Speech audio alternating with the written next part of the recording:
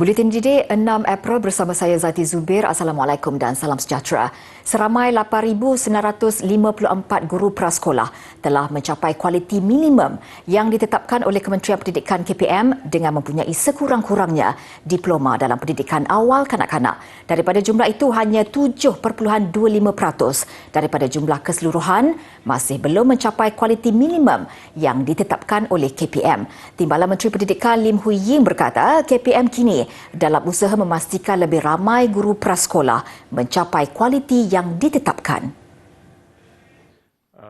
KPM telah menawarkan program diploma pendidikan prasekolah di Institut Pendidikan Guru Malaysia di seluruh negara kepada guru tadika swasta yang sedang berkhidmat. Bagi memastikan lebih ramai guru di tadika swasta mempunyai kelayakan akademik minimum tersebut, KPM telah menawarkan program Diploma Pendidikan PDP prasekolah di Institut Pendidikan Guru Malaysia di seluruh negara kepada guru tadika swasta yang sedang berkhidmat. Khusus selama 2 tahun ini dilaksanakan secara pembelajaran teradun dengan izin blended learning bagi memastikan perkhidmatan guru tersebut tidak terjejas sepanjang mengikut program ini. KPM turut mengadakan perbincangan dengan Jabatan Pembangunan Kemahiran JPK untuk bersama-sama meneliti kandungan Diploma Kemahiran Malaysia DKM iaitu program pengajian kendalian jabatan tersebut. Antara perkara yang diteliti adalah kesesuaian kandungan pedagogi DKM untuk dipraktikkan di prasekolah KPM atau tadika swasta yang berdaftar dengan KPM. Selain itu, Standard Kualiti Prasekolah Kebangsaan SKPK adalah rujukan untuk memastikan guru memenuhi keperluan asas yang ditetapkan. Ia merangkumi aspek kualiti guru, kualiti pembantu guru, kualiti takbir urus dan kualiti kurikulum, penglibatan ibu bapa atau penjaga serta komuniti dan kualiti kesihatan pemakan dan kesihatan. KPM juga sentiasa melakukan pemantauan terhadap peningkatan kualiti pengajaran dan pembelajaran guru yang mengajar di prasekolah kerajaan dan juga tadika swasta yang berdaftar dengan kementerian itu.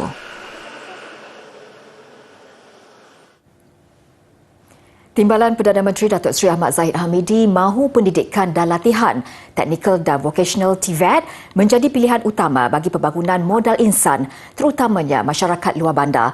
Ini kerana lepasan TVET mempunyai kebolehpasaran melebihi 90% dan dijanjikan pulangan yang baik dari segi pendapatan. Beliau yang juga Menteri Kemajuan Desa dan Wilayah berkata, ketika ini terdapat 280 institusi TVET di bawah KKDW serta agensi kementerian itu. Bidang itu termasuk berkaitan penyelenggaraan kapal terbang telah mencapai 98.4% tahap kebolehpasaran graduan. Beliau kini diberi tanggungjawab menyelaraskan TVET yang dilaksanakan oleh 12 kementerian berkaitan. Banyak negara-negara yang maju seperti Jerman, seperti Jepun, Korea, di US ni dan banyak negara-negara Eropah. Kebanyakan tenaga teknokrat di dalam bidang industri datangnya daripada TVET. Maka di Malaysia sendiri terdapat 1,291 TVET yang dilaksanakan oleh 12 kementerian. Datuk Seri Ahmad Zahid berucap pada Majlis Santunan Kasih Ramadan di Arau. Majlis itu adalah yang ke-9 diadakan di seluruh negara bagi menjalin ukhuwah di antara pihak kementerian bersama masyarakat. Pada majlis terbabit, beliau turut menyampaikan sumbangan kepada 150 anak yatim.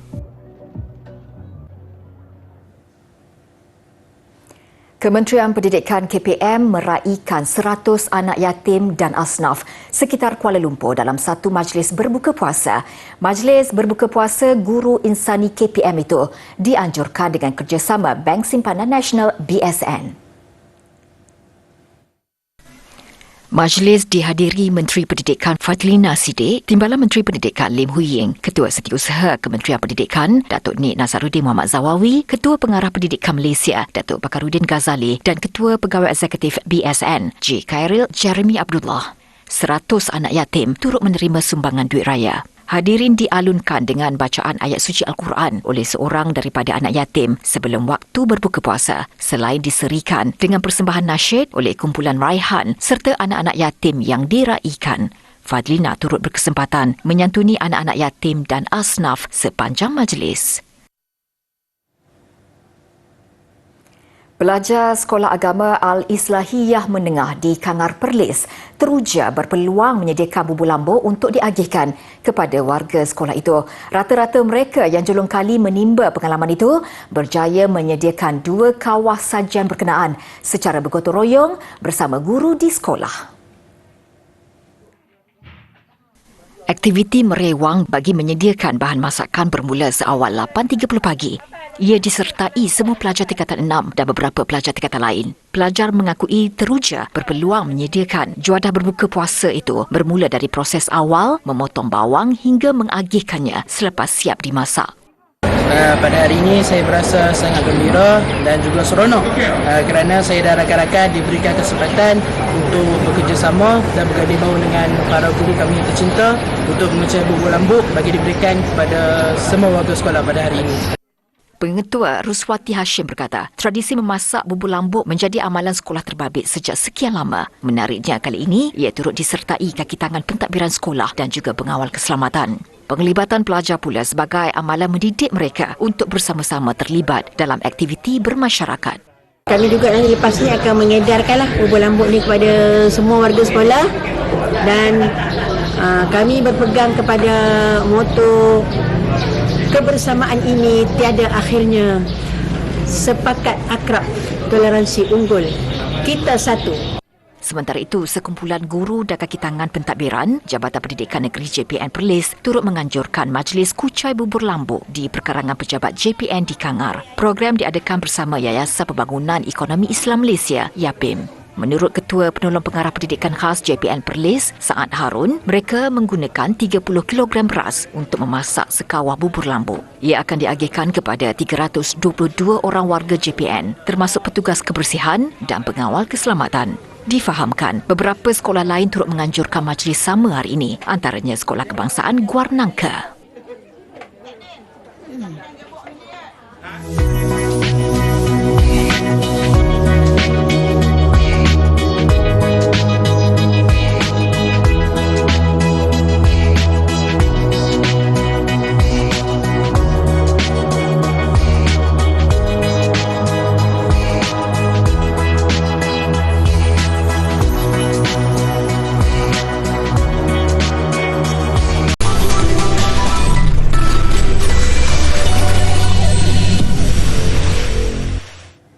Bersua kembali, Dewan Negara meluluskan rang undang-undang atas kesalahan-kesalahan seksual terhadap kanak-kanak pindaan 2023 bertujuan memberi perlindungan lebih jitu dan menyeluruh kepada kanak-kanak. Timbalan yang di-Pertua Dewan Negara Datuk Seri Muhammad Ali Muhammad berkata, lebih suara bersetuju dan diluluskan.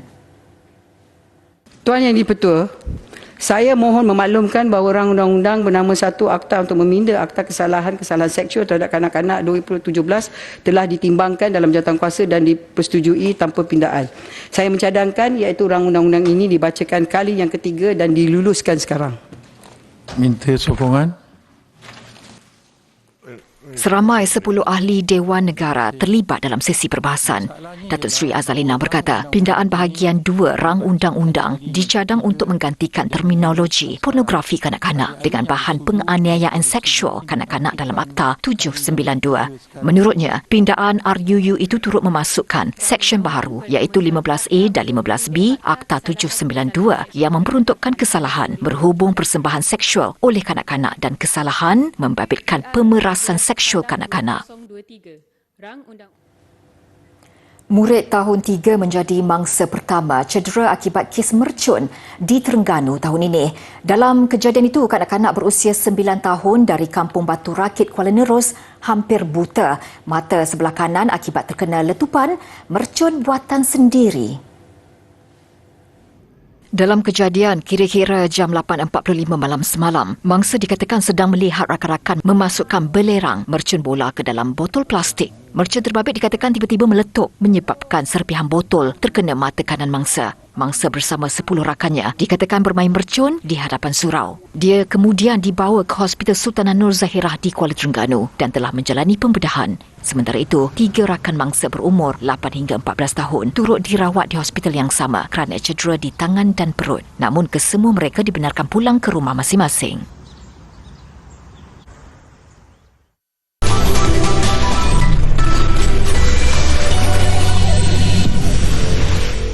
Tiket bas ekspres bagi perjalanan dari Johor Bahru ke Pantai Timur, terutama Kelantan dan Terengganu sempena Aidilfitri bermula 16 hingga 21 April ini telah habis terjual sejak awal Ramadan lalu. Bagi perjalanan dari Johor Bahru ke utara tanah air juga didapati hampir penuh bermula 17 April ini. Tinjauan di Terminal Larking Central Johor Bahru mendapati masih ada yang mencuba nasib untuk membeli tiket bas tambahan. Plan tu dalam 3 hari sebelum raya, dalam 3 hari sebelum raya. Betul lah 20 atau 19 hari bulan. Tapi tiket dah tak ada. Nak balik mana tu? Nak balik ke Terengganu. So sekarang tadi dah check tiket memang dah habis lah. Saya check tiket tadi memang dah habis, betul-betul dah habis lah. Saya, kawan saya, lepas tu dengan adik saya. 3 orang. Kali ni tiap raya nak balik kampung lah. Tiap raya memang saya balik kampung bang. Tiap raya. Ni sedih lah. Nak balik tu dalam 19 ataupun 20. Sebab company tutup 19 kan. Jadi nak balik datang beli tiket. Tak tahu kata raya cepat sangat kan. Nak beli tiket dah habis. Sebab tiket untuk ke Alostar tu bas tak banyak. Family dah call. Raya tahun ni pula semua balik. Maksudnya lepas COVID Lepas COVID ni orang cakap meriah sikit. Adik-beradik semua dah balik. Kita je yang duduk jauh sebab perjalanan kalau balik dengan bas dah 12 jam. Saya tak kisah kalau dapat 21 ke 20 pun tak ada masalah. Sampai pagi raya pun tak ada masalah. Menyedari tiket ke Pantai Timur cepat habis, ada yang sempat membelinya lebih awal. Balik Kuala Terengganu. balik ke Terengganu. Tiket dah beli dah? Dah beli. Dah beli Beli masa bila? Dah beli sebelum puasa lagi. Beli awal lah. Beli awal. Lepas tu plan berapa bulan nak balik tu?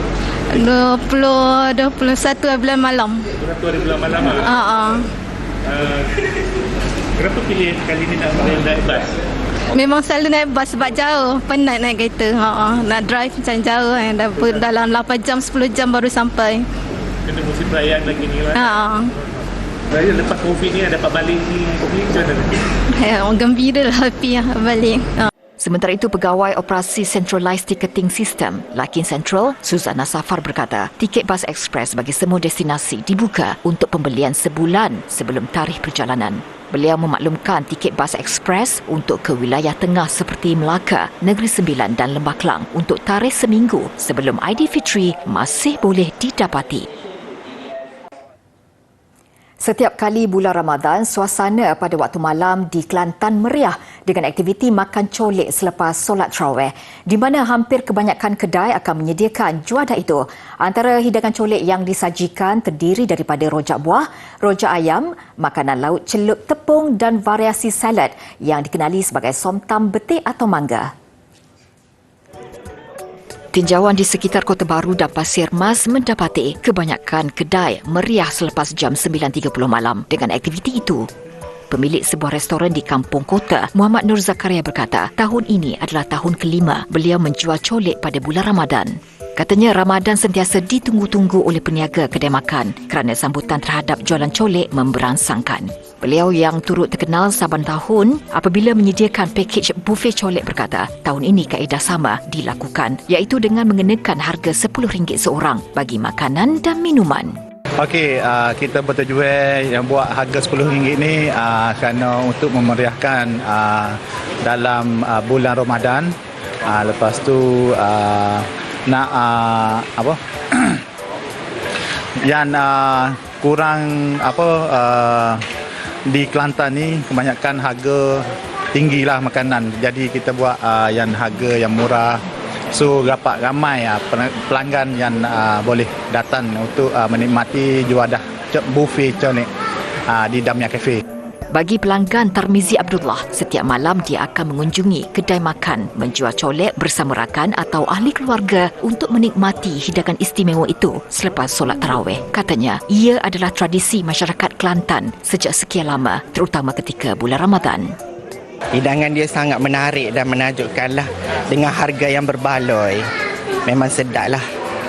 Jadi makan apa hari ni? Ini ada belakang. Boleh belakang makan. Hak mana colek ada tu, kita makan belakang. Sebab harga murah lajak. Sedap semua lah. Sedap sangat-sangat. Pakat mari belakang. Pasir Mas tak ada. Dengan harga gini tak ada lah. Kita rela mari daripada Pasir Mas ke Kota Baru. Alhamdulillah saya sokong dengan apa yang dibuat oleh kedai ini dengan hidangan buffet dan bermacam-macam ada makanan di sini, ada kerang, ada colek buah dan macam-macam lagi. Alhamdulillah sangat berbaloi dengan RN RM10. Okey, saya rasa memang berbaloi-baloi kan. Sebab RM10 ni semua ada, Kerai pun ada, ikan pun ada, semua ada. Jadi saya rasa benda ni memang terbaik lah. Saya pun dah 4 hari cari kerai je posin ni kerai akhirnya. 4 malam cari kerai di kedai ada colek ni. Dan saya rasa usaha dia main kafe ni patut diteruskan.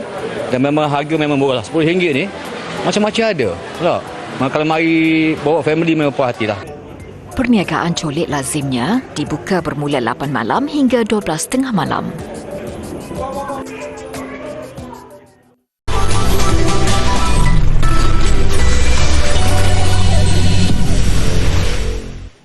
Program Rakam Muda yang dijangka dilancar semula pada tahun ini akan menjadi antara program utama Kementerian Belia dan Sukan KBS.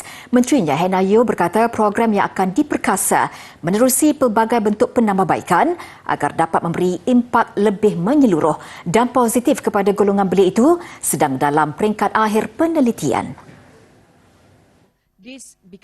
Menurut Hannah, program Rakam Muda cukup dikenali semasa zaman 90-an dan sekiranya dapat diperkenalkan semula, sudah tentu ia boleh diperluaskan kepada generasi kini dan hadapan. Beliau berkata demikian kepada pemberita selepas menghadiri program siri syarahan Third Distinguished Lecturer Series on Youth Wellbeing di Universiti Putra Malaysia UPM Serdang semalam. 5 Mac lalu KBS memaklumkan program Rakam Muda akan diperkasakan semula menerusi pelbagai penambahbaikan meliputi pembangunan potensi dan semangat kesukarelawanan. Rakam Muda ialah program pemupukan minat, penghilapan bakat dan penyerlahan potensi diri melibatkan belia berumur 15 hingga 25 tahun yang diperkenalkan kerajaan pada 1994. Bola sepak Liga Super kekalahan 0-4 kepada JDT minggu lalu bagaikan masih memberi kesan kepada Sabah FC. Skuad kendalian Dato' Ong Kim Swee tewas lagi kali ini kepada Kuala Lumpur City. Daripada pasukan yang dilihat pencabar utama kejuaraan Liga, Sabah FC kini jatuh ke tangga kelima. Beraksi di arena sendiri di Stadium Bola Sepak Kuala Lumpur, Ceras, KL City diasak hebat Sabah FC pada awal perlawanan. Namun serangan balas KL City pada minit ke-15 memerangkap pertahanan Sabah yang menyaksikan T. Saravanan bijak melakukan tindakan penyudah. Ketinggalan 1 gol pada babak pertama. Selepas rehat, Sabah FC melancarkan serangan bertali arus, memburu gol penyamaan. Kegairahan Sabah menyerang membawa padah apabila dihukum tuan rumah pada masa kecederaan. Skuad bimbingan Boyan Hodak memastikan kemenangan 2-0 menerusi jaringan muda Sean Janely. Kemenangan kali pertama selepas 6 perlawanan membolehkan KL City naik ke tangga ke-9 mengumpul 6 mata.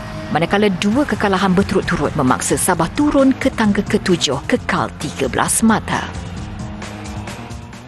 Aksi di Stadium Majlis Bandaraya Petaling Jaya juga rancak menyaksikan pertemuan Polis Diraja Malaysia PDRM menentang Sri Pahang. PDRM pasukan yang semakin mendapat perhatian berjaya menyaingi Pahang.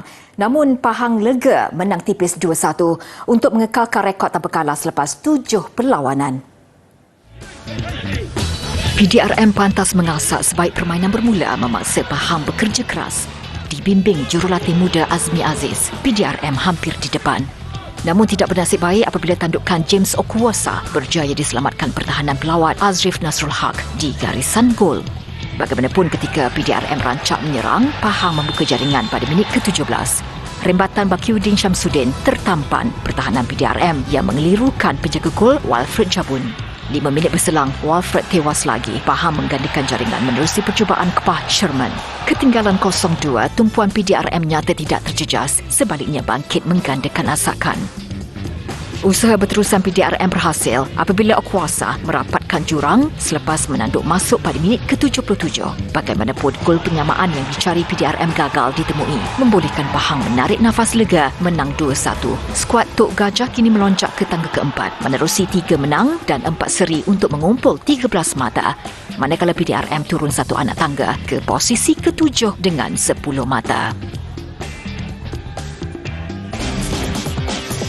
Sementara itu, menang tipis di Stadium Darul Aman mengalahkan Penang sudah memadai buat Kedah Darul Aman KDA-FC melonjak ke tangga kedua. Diibaratkan pertembungan derby utara, perlawanan nyata sengit apabila separuh masa pertama berakhir tanpa jaringan. Begitupun Kedah akhirnya memecah kebuntuan hasil penyudah William Lyra pada minit ke-64.